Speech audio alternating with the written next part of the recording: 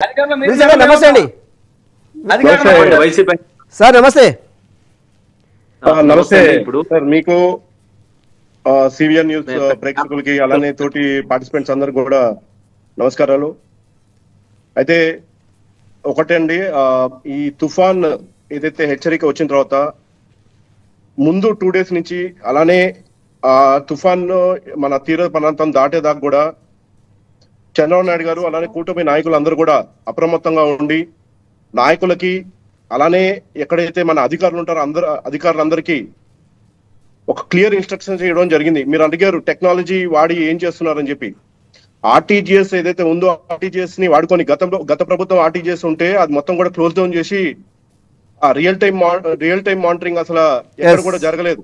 అలాంటి ఆర్టీజీఎస్ ని పెట్టుకొని ఎక్కడ ఎటువంటి వరదలు వస్తున్నాయి ఇవన్నీ కూడా టైం టు టైం మీరు చూస్తే వరదలు వచ్చే 2 days బిఫోరే మొత్తం కూడా అందరికీ ఎవరైతే ఆంధ్ర రాష్ట్రంలో ఉన్న ప్రతి ఒక్కరు కూడా అలర్ట్స్ రావడం జరిగింది. ఏ ప్రాంతంలో ఎట్లాంటి ఎఫెక్ట్స్ జరుగుతాయి, తీసుకోవాల్సిన జాగ్రత్తలు ఏంటి, ఎలాంటి వాటిలో ప్రిపేర్డ్గా ఉండాలి, అలానే అధికారులను కూడా ప్రిపేర్ చేశారు, నాయకులు కూడా ప్రిపేర్ చేశారు. మేమందరం కూడా ఫీల్డ్ లో దాదాపు 3 రోజుల పాటు వరదల్లో వచ్చిన 3 రోజుల పాటు కూడా ఫీల్డ్ లో ఉండి ఎట్లాంటి కేర్ తీసుకోవాలి.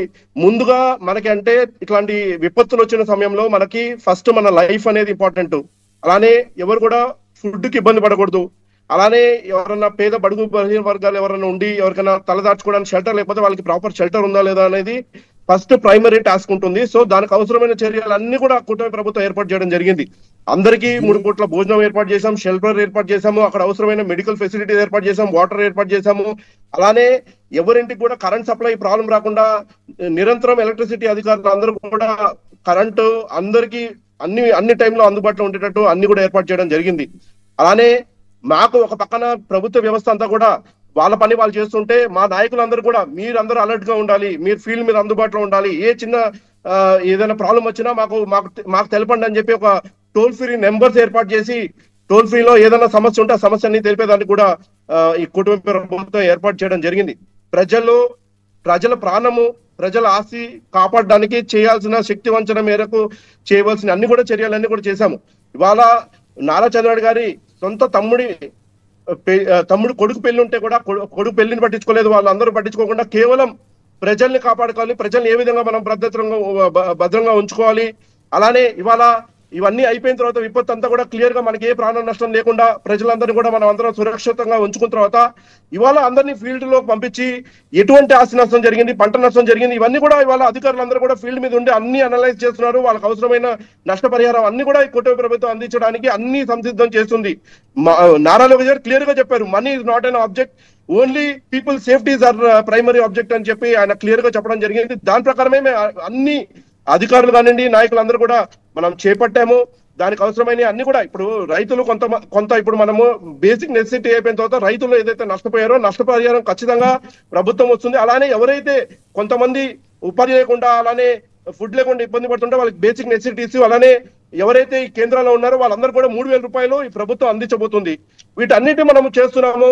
అలానే ఇవాళ వచ్చే ఎస్టిమేషన్ బట్టి ఎవరైతే పంట నష్టం జరిగిందో పంట నష్టం జరిగే వాళ్ళకి అందరికీ కూడా మేము ఈ కుటుంబ ప్రభుత్వము వాళ్ళకంతా పంట నష్టం ఏదైతే ఉందో నష్టం అందించడానికి ఖచ్చితంగా సిద్ధంగా ఉంది. అలానే ఇందాక మాధవరావు గారు చెప్తూ అది చాలా మంచి వ్యాఖ్యలు అయితే అన్ని చెప్పారు. రైతు భరోసా కేంద్రాలని, ఇన్సూరెన్స్లు అని అవన్నీ బాగా చెప్పారు. కానీ నాకు గత ప్రభుత్వంలో 2019 నుంచి 24 దాకా ఎక్కడ మా ప్రాంతం నేను నెల్లూరు జిల్లా వాసిని, నేను ఈ 5 ఏళ్లలో 4 సార్లు వరదలు వచ్చాయి, 4 సార్లు విపత్తు వచ్చింది. విపత్తులో ఒక్కరు కూడా పంట నష్టం రూపాయి రాలేదే. అసలు జగన్మోహన్ రెడ్డి గారు ఒక ఆర్థిక సాయం చేయలేదు, చెప్పిన సహాయం కూడా అందించలేదు, ఎక్కడ కూడా వాళ్ళ నాయకులు అందుబాటులో లేదు. జగన్మోహన్ రెడ్డి గారు కనీసం ఫీల్డ్ మీదకి రాలేదు, పట్టించుకోకుండా వదిలేశారు. గత ప్రభుత్వానికి ఈ ప్రభుత్వానికి క్లియర్ గా డిఫరెన్స్ అయితే ప్రజలు అందరూ కూడా గమనించారు.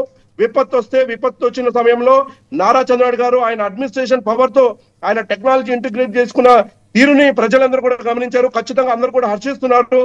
డెఫినెట్ గా ఇవాళ మేము ఒకటే క్లియర్ గా అడుగుతున్నాము, మా తెలుగుదేశం పార్టీ నాయకులు కార్యకర్తలు అందరూ అలానే అధికారులు అందరూ కూడా ఫీల్డ్ మీద ఉన్నారు. అయితే వైఎస్ఆర్సీపీ నాయకులు ఎక్కడ పోయారు, వాళ్ళ ముఖ్యమంత్రి ఎక్కడికి పోయారు, ఈ 5 రోజుల పాటు ఎక్కడా లేకుండా ఇవాళ మీడియా ముందుకు వచ్చి దుష్ప్రచారం చేస్తున్నారు. ప్రభుత్వం మీద ఏదంటే అది ఏదంటే అప్పంటాలు వేసేసి ఊరికే చేతులు దులిపేసుకున్నాము, నేనున్నాను, నేను ప్రెసెంట్ నేను వెళ్ళిపోలేదు అని కేవలం ఆయన ఉనికిని చాటుకోవడానికి మాత్రమే వాళ్ళ మీడియా ముఖంగా వచ్చారని నాకైతే అర్థమవుతుంది.